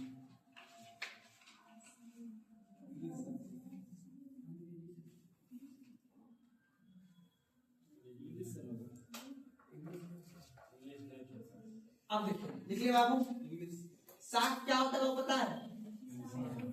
क्या होता है साख? साख क्या होता है?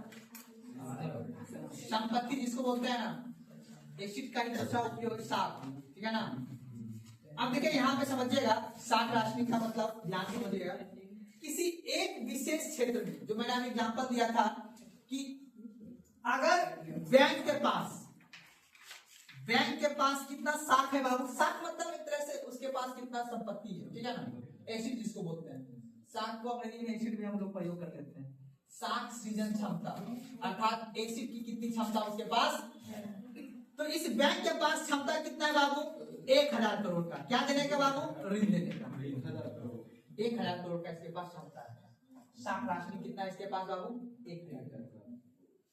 अब ये बैंक चाह रही है कि हम किस क्षेत्र को ऋण दें जिससे हमें लाभ अधिक से अधिक हो। सुना रहे बात ना? तो इसी को हम क्या बोलते हैं बाबू? साख राशि। यानी बैंक के पास जो साख, जो एसिड या जो संपत्ति है, उसको किस क्षेत्र में वो अपना यूज कर रहा है। लिखिए, ये लीजिएगा इसका। देखिए साख राशि में आपके एग्जांपल में आएगा। एग्जांपल में लिख सकते क्या बोले? इसमें वर्ड जो बोलिए रेटिंग होता है इसका इंग्लिश का। क्या बोले मैं समझ? क्रेडिट रेटिंग लेकिन ये ऑप्शन में नहीं पूछता है। ऑप्शन में आपका साख राशि ही रहेगा, या तो फिर आप जो रिक्वेस्ट कर सकते हैं कि आपकी एसिड कितनी है, एसिड के हिसाब से पूछा जाता है। लिखा आरबीआई द्वारा बात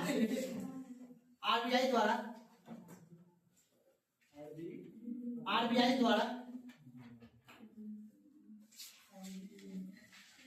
व्यापारिक बैंक के आरबीआई द्वारा व्यापारिक बैंक के ऋण योग राशि पर ऋण योग राशि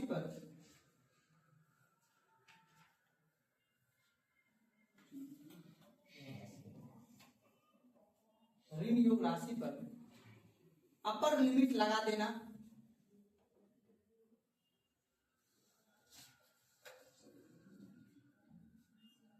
अपर लिमिट लगा देना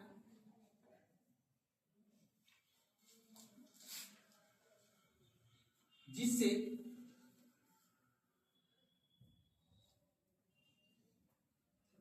मुद्रा की प्रवाह को अनावश्यक क्षेत्र के बजाय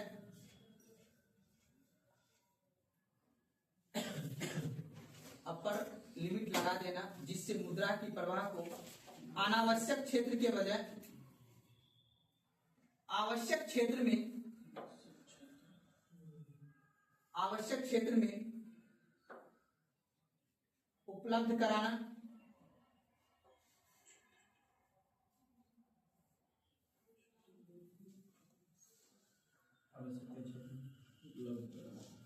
अनावश्यक के बजाय आवश्यक क्षेत्र में उपलब्ध कराना, जिससे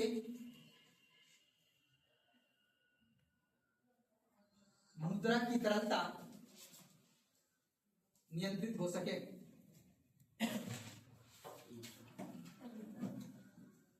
मुद्रा की तरलता नियंत्रित हो सके।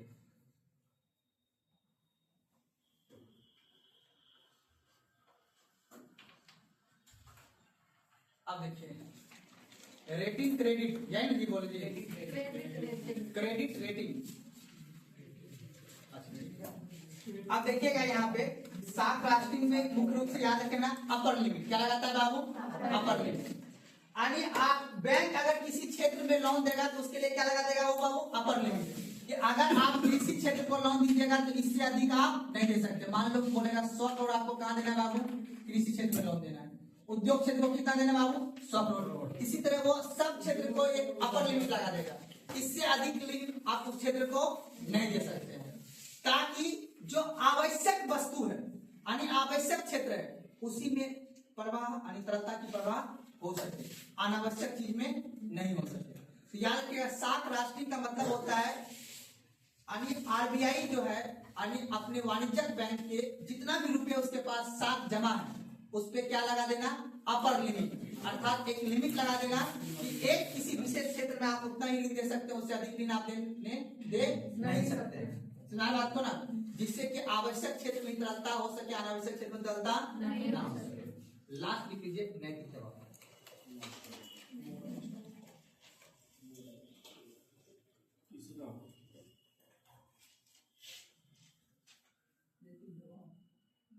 देखिए आरबीआई द्वारा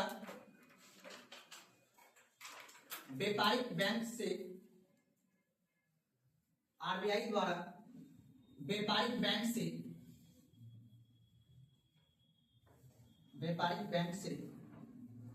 नैतिक आधार पर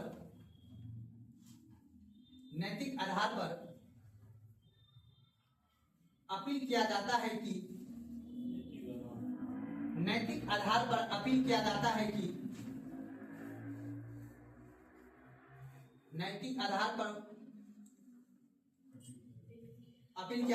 कि वह अपनी ब्याज दरों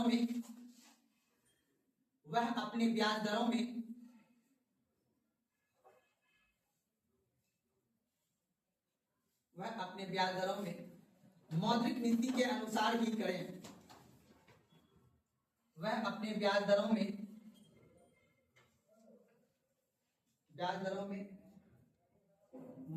मौद्रिक नीति के अनुसार ही करें।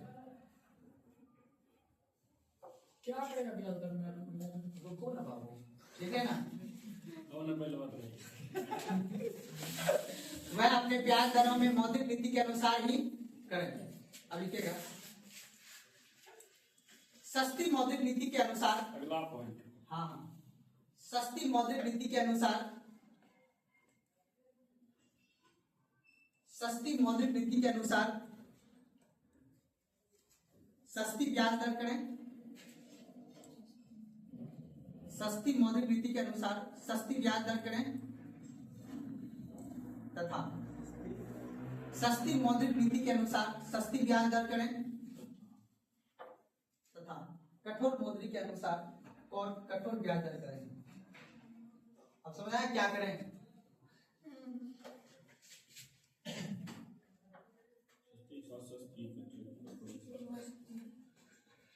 कोई दिक्कत?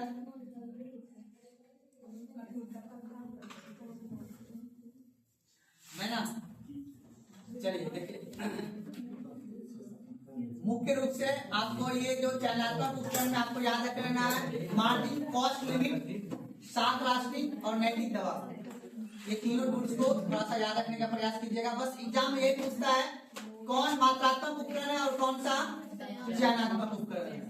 मात्रात्मक को याद नहीं रखना है, लेकिन चयनात्मक को 3 को याद रखना है। बाकी सब कौन सा हो जाएगा? मात्रात्मक। समझा? अगला लिखिए बैंक, कॉपी लिखिए बैंक, बैंक थोड़ा सा पढ़ना है ज्यादा। बैंक दूसरा चैप्टर है ना? हाँ। कर लिख कर टाइम हो गया है। अभी 7 मिनट, अब कितना टाइम भाई? 5 मिनट है। 35 भाषा। अरे हाँ, बहुत टाइम। कॉपी लिखिए बैंक।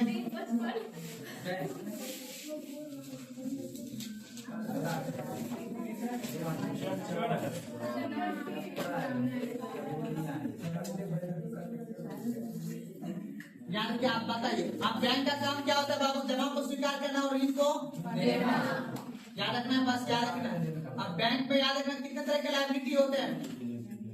कितने तरह के लायबिलिटी? 2 प्रकार के, डिमांड लायबिलिटी और एक टाइम लायबिलिटी। बता देना, एक कौन सा होता है? डिमांड लायबिलिटी और एक टाइम लायबिलिटी।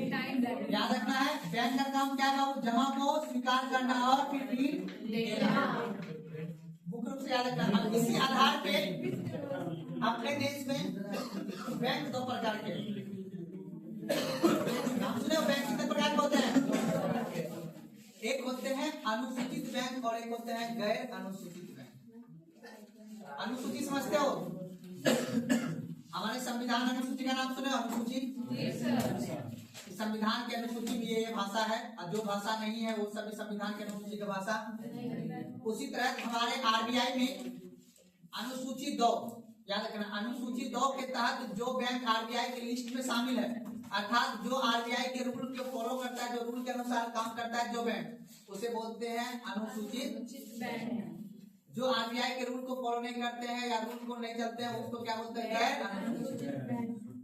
अनुसूचित बैंक कई प्रकार के होते हैं। एक में होते हैं कौन सा? सार्वजनिक बैंक, नाम सुने हो ना? और एक होते हैं निजी बैंक। और एक होते हैं विदेशी बैंक। सार्वजनिक बैंक के अंतर्गत जिसे हम लोग बोलते हैं, जैसे आपने नाम सुना होगा, जैसे SBI हो, पंजाब नेशनल बैंक हो, ये सब कौन सा है? सार्वजनिक बैंक। इसी का दूसरा नाम है राष्ट्रीयकृत बैंक। कौन सा है? एक होता है निजी बैंक, जैसे HDFC, axis bank, ICICI bank, ये सभी कौन सा बैंक है? निजी बैंक है। किसी एक संपत्तिकारी के द्वारा जो बैंक चलाया जाए उसे क्या बोलते हैं? निजी बैंक। जिसमें सरकार की उतना निवेश नहीं है वो क्या कहलाता है? निजी बैंक। और जिसमें 50% से अधिक सरकार का पैसा निवेश क्या हो वो कौन सा होगा? सार्वजनिक बैंक। कौन सा होगा? सार्वजनिक बैंक। समझ में मेरी बात ना? तो टॉपिक लगाइए, बैंक कितने प्रकार के होते हैं बाबू? मुख्य रूप से 2 प्रकार के। चैप्टर लिखना है अलग सा, बैंकिंग। टॉपिक लिखिए बैंकिंग। सिलेबस में नहीं लिखा है? भारत के वित्त बाजार लिखा है ना? उसी में हमने बताया था मॉनेटरी पॉलिसी के बाद अगर चैप्टर क्या पढ़ेंगे? फाइनेंस। पब्लिक फाइनेंस नहीं है, वो अलग चैप्टर, उसमें बजट के बारे में पढ़ेंगे। इसी का एक टॉपिक है, बैंकिंग टॉपिक है। जैसे मॉनेटरी पॉलिसी पढ़े ना, अभी सारा काम कहाँ होगा? बैंक में होगा। बैंक के बारे में जानेंगे तब ना कौन सा बैंक प्राइवेट है, कौन सरकारी बैंक है, कौन सा कोऑपरेटिव बैंक है, कौन सा बैंक का बिल है, जिसमें अभी हाल ही में क्वेश्चन पूछता है। ये सब हर बनाना नहीं है, बहुत पढ़ना पड़ता है तब जाके क्वेश्चन फंसता है।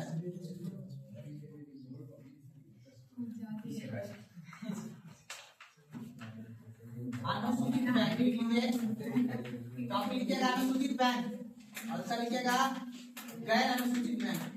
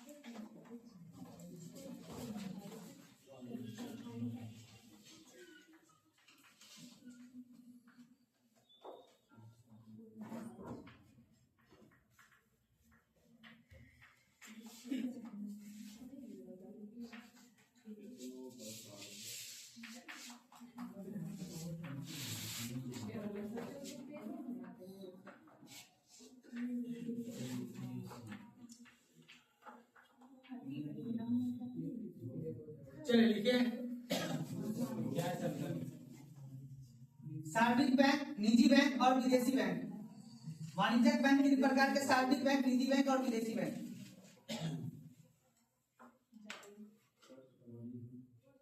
इसका भी है। हाँ इसका भी होगा, अभी इसको नहीं लिखना है। विकास, डेवलपमेंट, नाबार्ड वगैरह पढ़ोगे ना, पूछेगा निम्नलिखित में से कौन सा बैंक का उद्देश्य है देश का विकास करना। बात को ना पहले इतना सा लिख लीजिए, उसके बाद सार्वजनिक बैंक, उसके बाद निजी बैंक, निजी बैंक, निजी बैंक, उसके बाद लिखना है विदेशी बैंक। बस इतना ही, सार्वजनिक बैंक, निजी बैंक, विदेशी बैंक। अब बता ICICI बैंक कौन सा बैंक है? निजी बैंक, प्राइवेट बैंक है, याद रखना। एक्सिस बैंक कौन सा है? प्राइवेट बैंक है। HDFC बैंक कौन सा है? प्राइवेट बैंक है। लेकिन पूछेगा SBI, पंजाब नेशनल, कैनरा, ये सब कौन सा बैंक है? सार्वजनिक। बंधन बैंक निजी बैंक है, ग्रामीण बैंक को अलग सरकारी बैंक है, RRB बैंक जो है ना रूरल वो सरकारी। अंतर समझना है, बहुत अंतर है बाबू। जी सर। जैसे 11 का बी भाग में क्या है बता सकते हो कोई?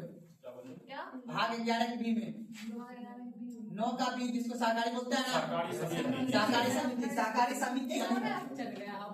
11 बोला गया, 9 का बी बोलेगा। भाग 9 के बी में याद रखो, कुछ समिति के आधार, कुछ सदस्य के आधार पर जिस बैंक का गठन किया जाए वो सहकारी बैंक होगा। अभी समझाएंगे आगे। वाणिज्यिक बैंक और सहकारी बैंक में अंतर होता है। जिस बैंक में सरकार के 50% से अधिक निवेश हो वो कौन सा बैंक कहलाएगा? सार्वजनिक बैंक कहलाएगा।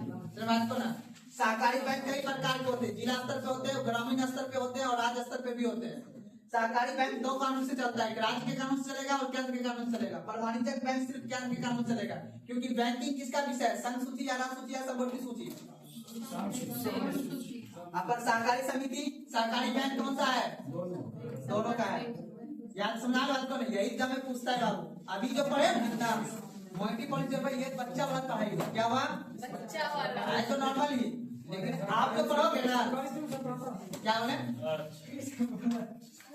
एक बात तो याद रखना, जैसे जैसे पढ़ते जाओगे वैसे वैसे तुम्हें ये लगेगा कि कितना पढ़ना है, ना बात को ना।